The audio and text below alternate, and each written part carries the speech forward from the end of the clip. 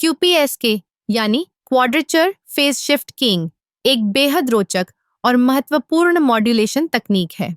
यह तकनीक डिजिटल संचार में उपयोग की जाती है, खासकर जब हमें डेटा को तेजी से और प्रभावी तरीके से ट्रांसमिट करना होता है।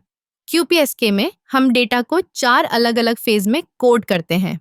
इसका मतलब है कि एक समय में हम 2 बिट्स को एक साथ ट्रांसमिट कर सकते हैं। यह तकनीक बैंडविड्थ का बेहतर उपयोग करती है। उदाहरण के लिए, अगर हम BPSK यानी बाइनरी फेज शिफ्ट कीइंग की बात करें तो वह केवल एक बिट को एक समय में ट्रांसमिट करता है। लेकिन QPSK में 4 फेज होते हैं: 0 डिग्री, 90 डिग्री, 180 डिग्री और 220 डिग्री। इसका एक बड़ा फायदा यह है कि यह सिग्नल की गुणवत्ता को बनाए रखते हुए डेटा की दर को दोगुना कर देता है। जब हम डेटा को ट्रांसमिट करते हैं तो हमें सिग्नल की ताकत और स्पष्टता पर ध्यान देना होता है। QPSK में सिग्नल को 4 अलग-अलग फेज में विभाजित करने से हम इंटरफेरेंस और नॉइज के प्रभाव को कम कर सकते हैं। अब चलिए बात करते हैं QPSK के उपयोग की। यह तकनीक मोबाइल संचार, वाईफाई और सैटेलाइट संचार में बहुत लोकप्रिय है। जब हम अपने स्मार्टफोन पर वीडियो स्ट्रीम करते हैं या इंटरनेट ब्राउज करते हैं तो संभावना है कि QPSK तकनीक का उपयोग हो रहा हो। QPSK का एक और महत्वपूर्ण पहलू है इसकी दक्षता।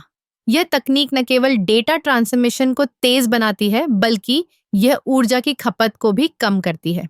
इससे बैटरी लाइफ बढ़ती है, जो कि मोबाइल डिवाइस के लिए बहुत फायदेमंद है।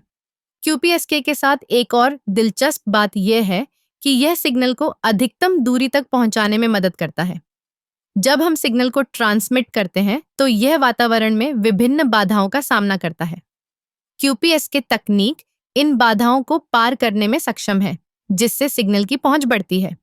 हालांकि QPSK में कुछ चुनौतियां भी हैं, जैसे कि जब सिग्नल कमजोर होता है या नॉइज अधिक होती है तो रिसीवर को सही फेज को पहचानने में कठिनाई हो सकती है।